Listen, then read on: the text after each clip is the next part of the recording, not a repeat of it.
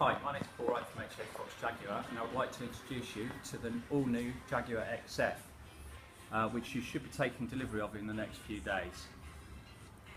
As part of the delivery pack, you will receive the pack inside this nice wallet, and you will have details of the roadside assistance with numbers on the back, and also these two little tags which have on the back of them a QR code, and you will be able to get more detailed information of the parts and pieces on the car. First of all, I would like to show you the key fob for the car, which is a simple key fob, feels nice in the hand, and the top right button here is to open the car, and the left hand top button is the locking of the car, which is 2 stages. You push it once to lock the car, and it does not set the intrusion sensors. If you push it twice within 3 seconds, it locks and then deadlocks, setting the sensors. The bottom right button is to open the boot, and we'll come to that in a few minutes.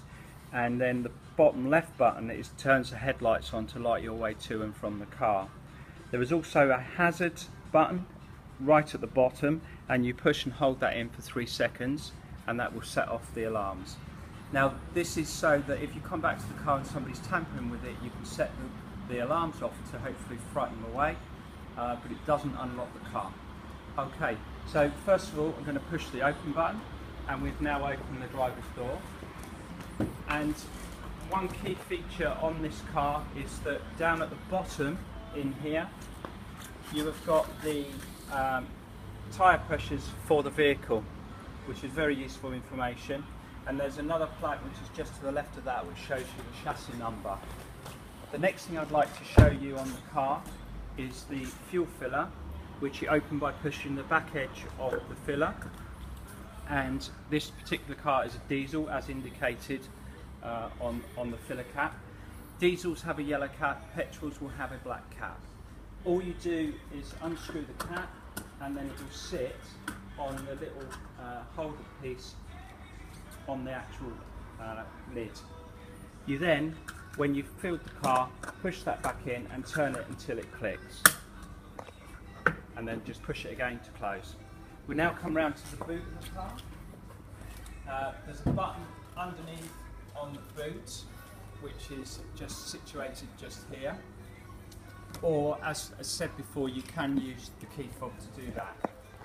This particular car has a space saver spare wheel, but in any car the inflation kit or the spare wheel will be under the boot level. The locking wheel nut key is also in there should you need it. The car comes with AdBlue technology, and within the driver pack that you get the information around this.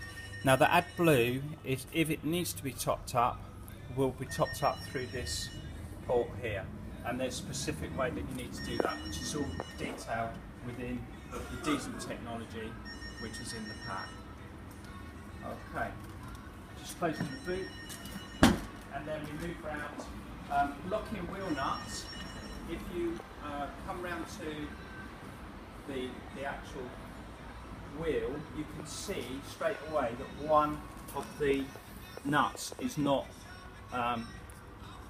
fit to take a brace at the moment, so you put the locking wheel nut, which makes it the same as the others, so that you can undo it. I'd like to now show you how to open the bonnet on the car, and the release button for that, or lever, is at the bottom of the A pillar, which is this pillar, so it's right down under here, and you pull that towards you and it opens the bonnet. So when you come round to the front of the car, just above the growler badge in the middle, there is a lever which you push to the left and then lift. So in the engine bay, there's only a couple of areas that you need to be aware of. Everything else is looked after by the service department. The first one is to top up washer fluid, and that's for your headlamp wash and your screen wash. Top up engine oil and the dipstick to check your engine oil. They recommend that this is done periodically, and everything else, as I say, will be looked after by our service department. So when you put the bonnet down, just put it down, take the weight and then flip it down. That's that.